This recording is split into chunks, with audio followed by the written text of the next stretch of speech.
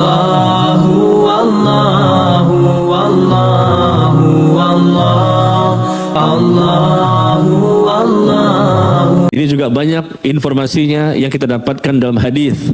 Ya, Rasul menjelaskan tentang ada seseorang yang didatangi di dalam kuburnya. Siapa yang mendatanginya? Malaikat. Lalu dihampirilah orang itu dari arah kedua kaki. Dihampiri dari arah dua kaki. Lalu kakinya berkata, tidak ada jalan bagimu untuk menyiksanya dari arahku, karena dia selalu membaca surah Al-Muluk untukku. Lihat bagaimana pertolongan dengan sebab membaca surah Al-Muluk yang memang dia pahami, ya. Kemudian dia pun datangi dari arah dadanya atau perutnya. Maka dada atau perutnya berkata, tidak ada jalan bagimu dari arahku, karena dia selalu membaca surah Al-Muluk untukku. Kemudian dia pun datangi dari arah kepalanya. Maka kepalanya berkata, kata Nabi, ya, tidak ada jalan bagimu dari arahku, karena dia selalu membaca surah Al-Muluk untukku. Maka ia adalah penghalang. Surah Al-Muluk adalah penghalang yang akan menghalangi seseorang dari azab kubur. Ia di dalam Taurat disebut surah Al-Muluk. Di surah, ya, Al-Muluk ini ternyata bukan hanya dalam Al-Quran, bahkan disebutkan juga dalam kitab Taurat, kata Rasulullah sallallahu alaihi wasallam. Masya Allah. Siapa saja yang membacanya di malam hari, siapa saja membaca surah Al-Muluk di malam hari, maka berarti ia telah berbuat banyak dan ia telah berbuat baik. Lihat kalimatnya, bahwa ternyata surah Al-Muluk dikatakan dapat menghalangi seseorang dari siksa kubur. Dan bahkan Nabi mengatakan, barang siapa membaca Tabarakalladzi biyadihil muluk pada setiap malam, maka Allah pun akan menghalanginya dengannya dari azab kubur.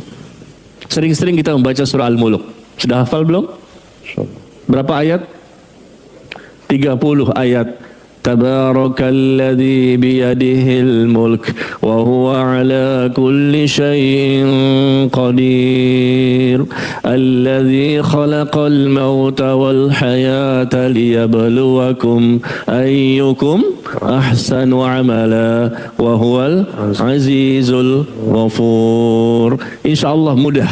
Kita ulang lagi, lama-lama kita hafal. Bahkan kita baca surah ini hanya 30 ayat.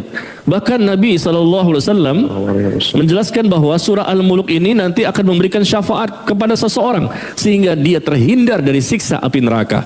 Bahkan dia pun dengan sebab surah Al-Muluk akan diampuni dosa-dosanya. Bahkan Jabir bin Abdullah radhiyallahu anhu berkata, anna Nabi sallallahu alaihi wasallam kana la yanamu hatta yaqra alif lam mim tanzil wa tabarakalladzi biyadihil mulk.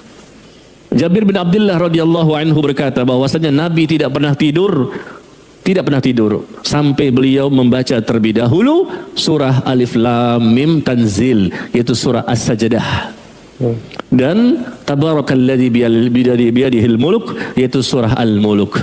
Nabi sudah jelas surganya, Nabi sudah jelas mendapatkan nikmat kuburnya, tapi beliau secara konsisten setiap malam tidak tidur, kata Jabir bin Abdullah, kecuali setelah beliau membaca surah As-Sajdah dan surah Al-Muluk. Surah As-Sajdah 30 ayat, surah Al-Muluk juga 30 ayat. Masya Allah, begitu panjang ya. Baca Al-Ikhlas, Al-Falaq, An-Nas, ayat kursi, baca lagi Al-Muluk, baca lagi As-Sajdah, doa-doa sebelum tidur. Subhanallah, begitu banyak pembentengan yang Rasul lakukan untuk dirinya. Bagaimana untuk tidur saja seperti itu ya, banyak sekali amalannya. Bagaimana kalau bukan tidur? Kalau kita gimana? Insyaallah. Kalau kita gimana? Bismikallahumma amut wa ahya. Itu pun kalau ingat. Bismikallahumma amut wa ahya. Habis itu tidur.